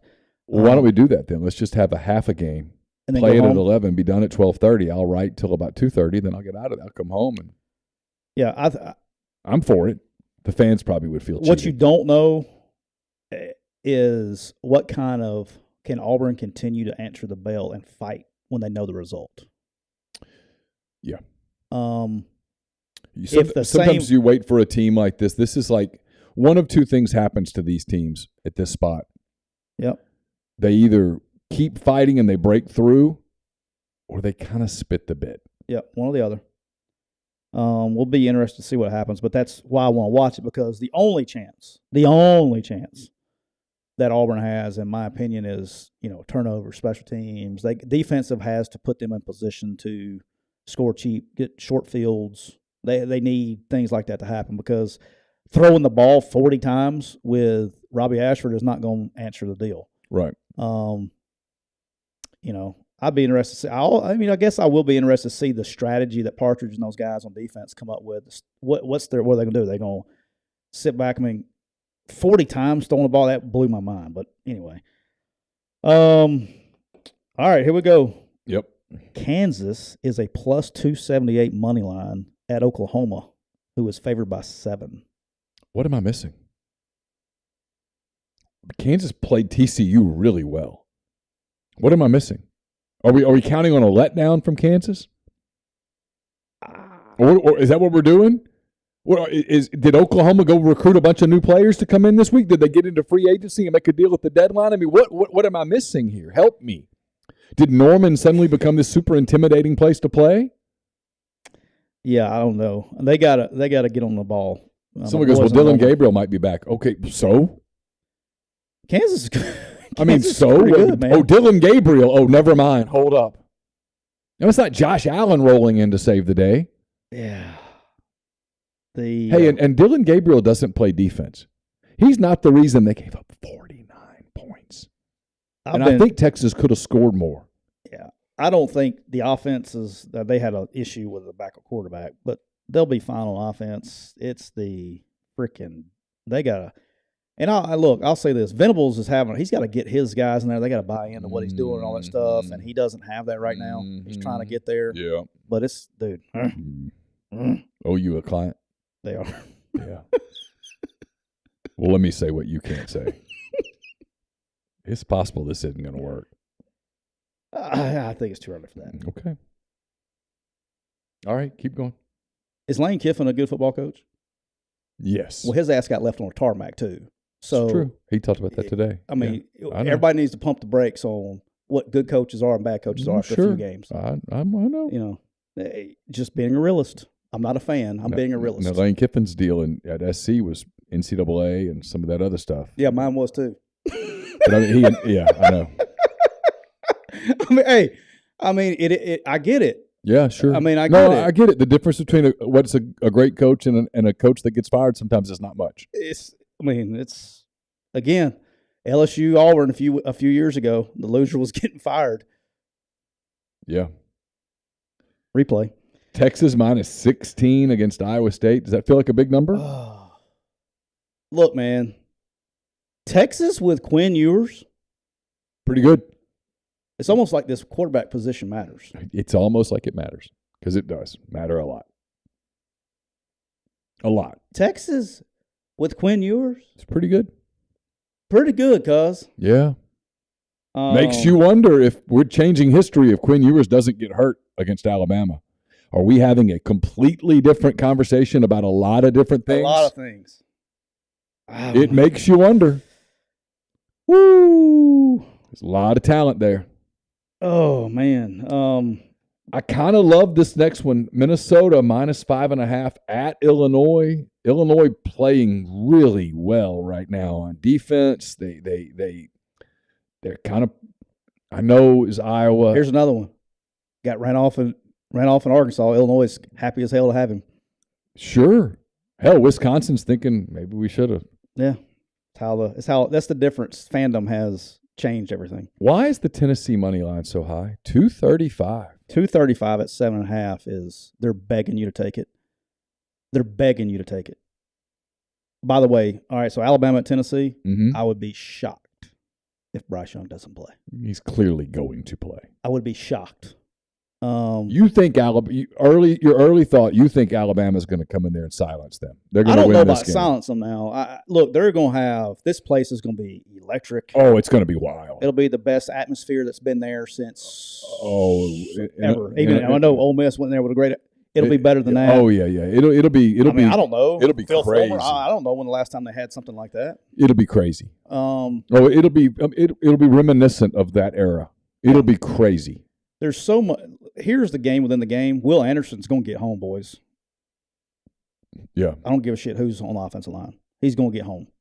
And so how does, the one thing that Tennessee had Saturday is they had time. Yeah. LSU didn't do a great job. You'll have less of it. You'll have less of it. Yeah. So now the one thing that, again, the reason that Texas gave Alabama fits was they protected unbelievably. Right. If you can't protect the quarterback, and they can, but I'm saying no, I think you're right. I think the game is going to come down to how much two things. It's both quarterbacks. It's going to come down to how much time can Tennessee give Hendon Hooker, because if they can give him time, I think he can make plays. They've got guys on the outside that can give Alabama's corners problems. Yeah. And then the other part of the game is going to be just how much can Bryce Young do?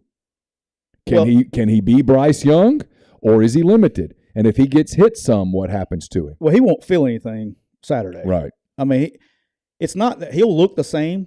So the difference is for me, play a week, take a week off, play a week. He'll play from here on out if he plays. The thing that, I will be, and you'll know it early, is you will be able to tell real quick. The injury will be how much zip he has on the ball. Yeah. If you see balls late that appear to be late, balls that the receiver that appear to be behind the receiver, then you got issues. But 7.5, it for me, I know it's as dumb as it sounds. For me, it's either at 7.5. I'm not touching it. Sure. I'm not taking Alabama minus 7.5. That just feels big at home. That has backdoor cover written all over it. Oklahoma State at TCU is a great game. TCU is a 3.5-point favorite. I'm just going to tell you, this is probably going to be one of my games because I'm determined to just ride with the Cowboys because they're good. They've been good to me. Boy, this is a hell of a game. I love TCU, but not this week. I mean, you can't give me 3.5 points. I mean, you give me 3.5 points with a team that I think is capable of making the playoff in Oklahoma State, and I might just take it. Yeah, Grind said Bama or nothing at -7. I'm with you, Grind. For me, it's probably nothing. I don't know. NC State at Syracuse. The Carrier Dome can be a weird place to play. They have quarterback injury maybes on this one, NC State. But I'm not buying Syracuse. Really? Dude. You were trying to buy them a few weeks ago. Early. I've watched them. Okay. I'm not. NC State's too good on defense. I like NC State on this one. Okay. Straight up. I always cheer against Clemson. And yet, for some reason, I think this might be my game. Clemson's only giving 4.5 at Florida State. I don't think Florida State's very good. Dude. I think Clemson might be about to finish them. Clemson, the best thing that happened for Clemson was last year. Like, people are still, Clemson's Clemson. Clemson's about to walk right through the freaking ACC again. Yeah. Because the difference is you look at DJ's stats a year ago to right now. Yeah, he's much improved. He's better. Yeah. Now, he's still not great. No. But you don't have to be great when you have – he's got talent around him. They're not asking him to be great. They're not this asking year. him to be great. They're asking him to manage the offense, and he's good at that. Yeah. Look who they've had. They've had Trevor Lawrence before him, had Deshaun Watson. They've had all these dudes. And he's not a dude. He was a high recruit, and he is talented, but he's not a great fit, whatever he is. But, dude, Clemson's defense is the real deal. Mississippi State -7 at Kentucky. Kentucky's a plus 228 money line right now. And if Will Levis plays at home, I don't hate it. I think this is a bad matchup for Kentucky. Okay. Why? It doesn't matter who's at quarterback. Offensively, I just think they kind of they have to play. They have to be bogged. I mean, they're going to be bogged down. Will Levis, even if he does play, isn't going to be moving a lot. The thing that gives Mississippi State, you saw it Saturday, the thing that gives Mississippi – athletic quarterbacks give Mississippi State issues. Mm-hmm. And you saw that Saturday. You saw it in Baton Rouge. When things break down and guys can bust plays, and that's how they've given up explosive plays. Yeah. I don't know if you're going to see that this Saturday. I like Mississippi State in this game. I don't know about 7. Okay. But I like State to win the game. USC at Utah, a big Fox primetime game. This blows my mind. Utah, 4.5-point favorite, which is weird to me because I watched a little bit of their game with UCLA, and Utah's good. They're fine. I think USC's better. This is kind of – now, USC on the road might not be the same team that they were. It's going to be loud in Salt Lake and all that stuff. Oh, it's a zoo, right? It's kind of like Oregon State. We're going to kind of find out a little bit about USC. Here's your first big exam, boys. Yeah, and this is where I get frustrated with the Pac-12. Is it really, though? I don't know. We're talking about them going to a place that lost to Florida, who we're considering to be the 8th or 9th best team in the league. I mean, Utah's tough to play and all that. USC, but I don't know, man. If they don't win this game, then I'm done. I don't want to hear another word. Arkansas at BYU. BYU a 2.5-point favorite. I'll be honest. Before the money lines came out, this was one that I kind of circled as, hey, this might be a chance for me to get back because I was hoping for a bigger money line. 122. Yeah, it's not. Which tells me that Vegas thinks what I think, which is there's a real chance Arkansas wins this game. They get Jefferson back, presumably. He'll be back. They're physical. I think their offense is going to score against BYU, and BYU doesn't sling the thing around the way that you need to beat Arkansas. This will be a good game, I think. They can, but BYU's kind of sputtered a little bit the last couple of weeks. Did you watch any of the Notre Dame game? A little, not much. Yeah.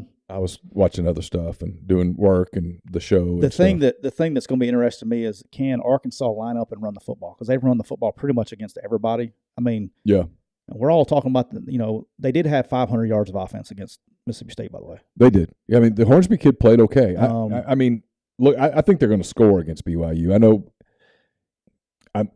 My concern's on the other side. Right? Can they stop them? I mean, that's the difference between. What's the over/under in this? Because I might like the over. Oh, look, but that's the difference for me in Arkansas this year and last year. Defensive side of the ball. I mean, it's night and day. Yeah, 63. That might be.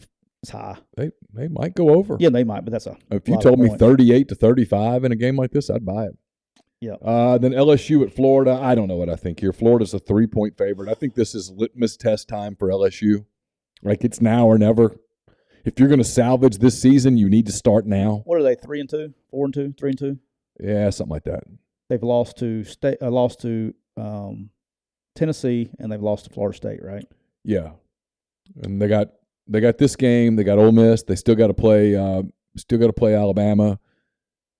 A&M. I mean, if they're going to have a good 8-4, 9-3 sort of season, you got to start now. Here's my thing, because you go to Gainesville and lose, and I think most of that's out the window. Here's what I don't understand until somebody's got to show me something different. Every single time I watch LSU play, And every single time I watch Auburn play, LSU's like a better version of Auburn on offense. It's drop back to pass. Let's let everybody get covered. And my quarterback's so damn fast that you can't play. It's like playing Lamar Jackson. It's like playing the freaking Ravens. You can't spy on him because he'll just outrun you. Their best play is drop back to pass and let the quarterback take off running. That's their best play. Yeah. That's Auburn's best play, and it's LSU's best play. LSU beat Mississippi State because in the second half of that game, they found a running game. And they were able to actually hand the ball off and run the football effectively against State. Right. They haven't been able to do that in any other game except the second half of that game. LSU, I don't know if they can go to Swamp and do it. I don't know, man.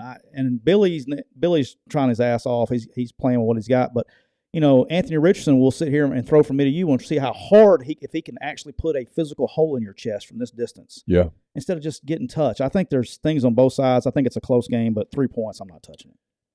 We're not going to talk about these games. I'll just take you through the NFL slate so you know what's coming. Yep. The Commanders are at the Bears. Right now, Washington's a 1-point dog. The Jets, and that's a Thursday night game, by the way. Woof. Jets. What's the deal with the Thursday night games the last 2 weeks? It's been rough. That one last week was bad, but everybody's talking about it, so the NFL goes, ha-ha. Jets at Packers. Jets a 7.5-point dog. Tampa is at Pittsburgh. The Steelers an 8.5-point underdog. The Ravens at the Giants. The Ravens giving 5 in that game. San Francisco is at Atlanta. The Niners giving 5. The Ravens are at the Giants, and they're 5-point favorites? Yes. Okay. San Francisco is at Atlanta. San Francisco giving 5.5. New England getting 3 at Cleveland. The Bengals giving 1.5 in New Orleans against the Saints. Book it. Minnesota -3 at Miami. Jacksonville heads to Indianapolis. The Jags getting 1.5. Carolina heads to the Rams. The Panthers an 11-point underdog after firing Matt Rule today. Arizona is at Seattle. The Cardinals giving 2.5 points on the road where they're good at Seattle. Buffalo and Kansas City, the game of the week. One of the games of the week. My God, the late slate. Listen, I'm getting my stuff done by 3:25 this week. Because at 3:25, I get Buffalo at Kansas City. The Bills giving 2.5 at Arrowhead.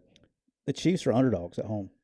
Yeah, and then at 7:20, I get Dallas at Philly. The Eagles at home, giving Dallas 5 points. Ooh, those are 2 good games now.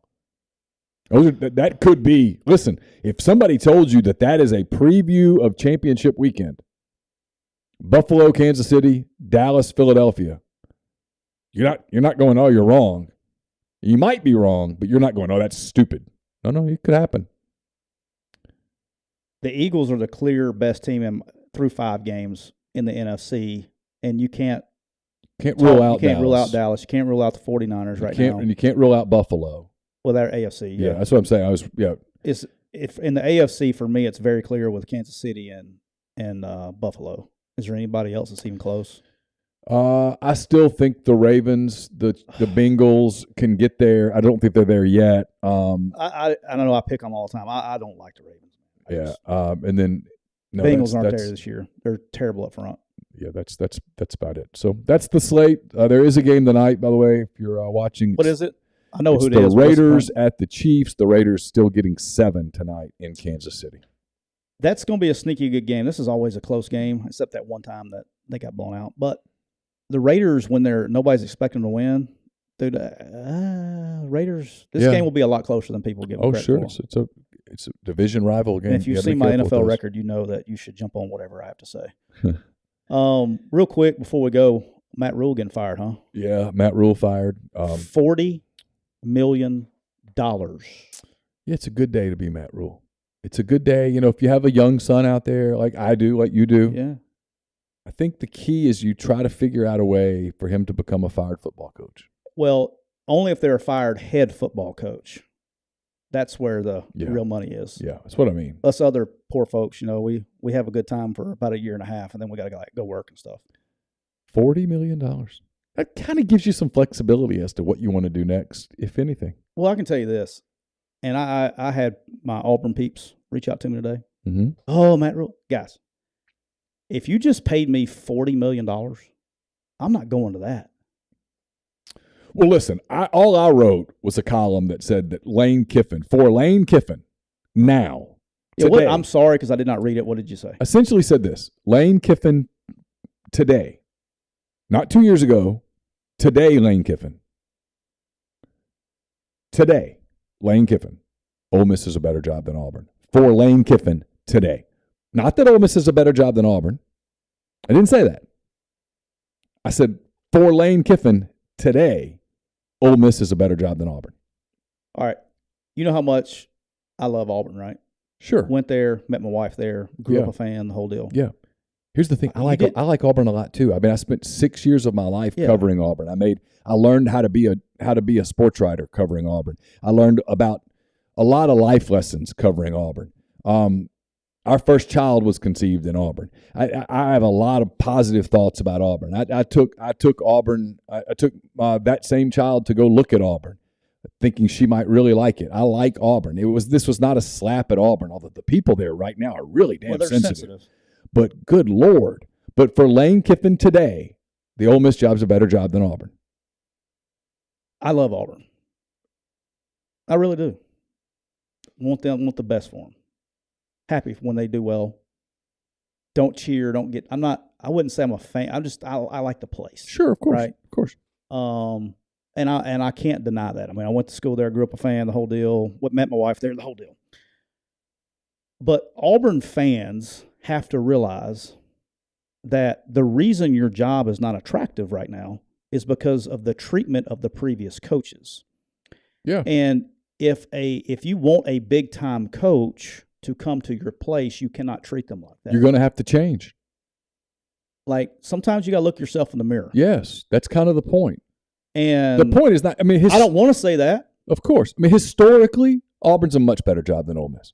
Correct. If both places are at optimal, everybody's cruising right along, Auburn's a better job than Ole Miss. It has more resources. It's a better job than Ole Miss. But that's not the case right now.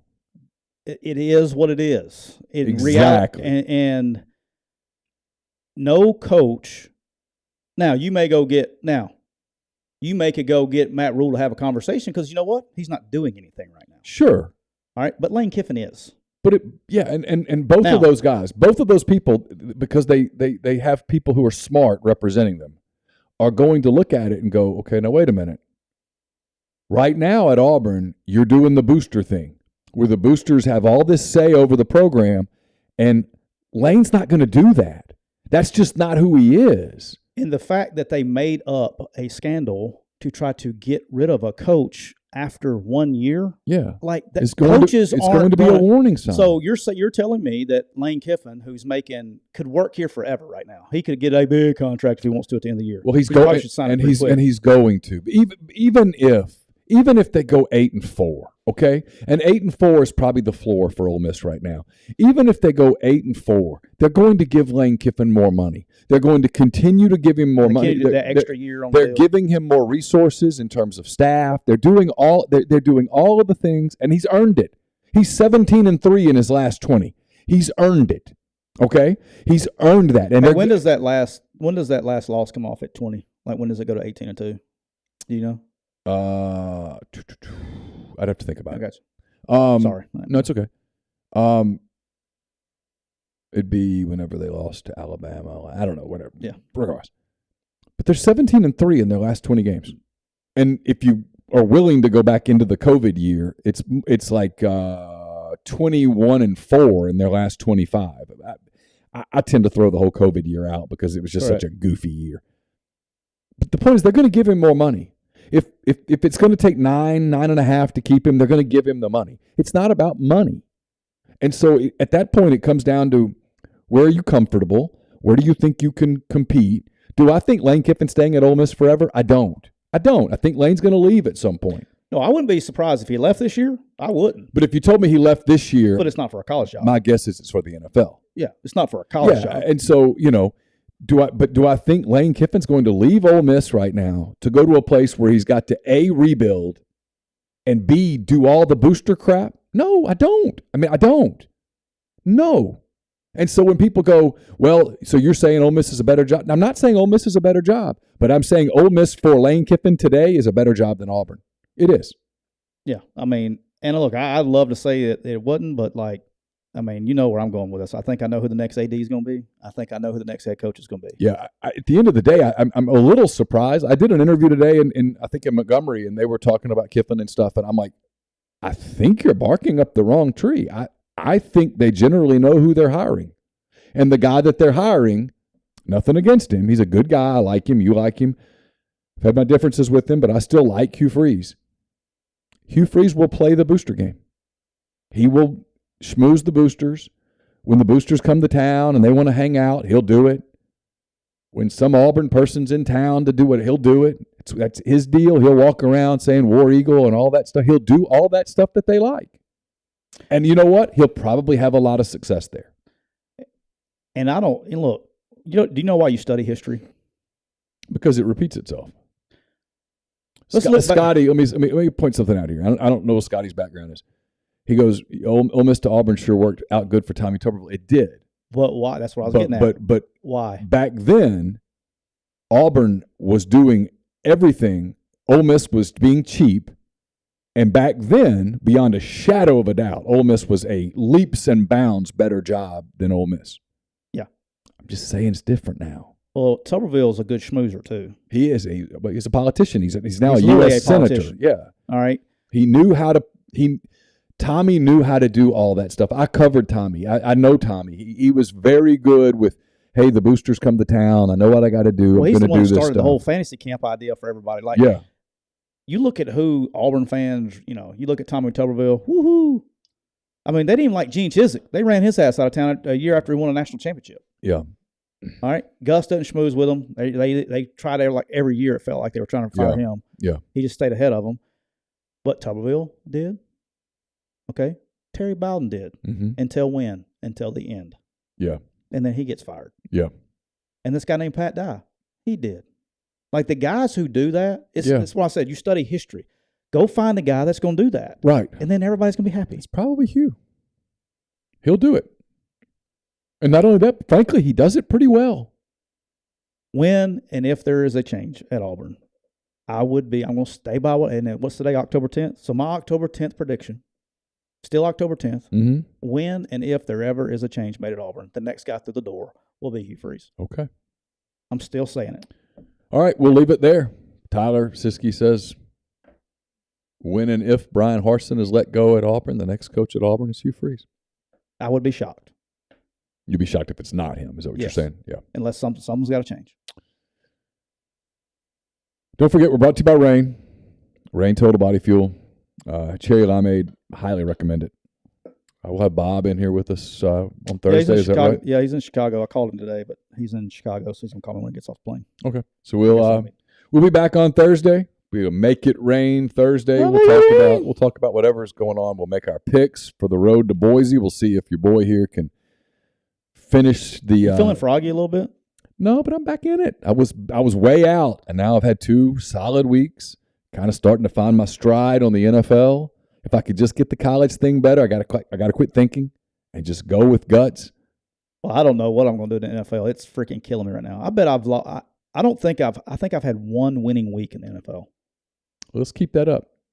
And I'll. It's terrible. I don't know. I don't know what I'm going to start flipping coins and asking my 6-year-old. Maybe I don't know. I got to figure something out for the NFL. But until then, we'll let you go there. We'll be back on Thursday with another edition of McCready and Siskey, powered by Rain Total Body Fuel. For Tyler, I'm Neal. Take care.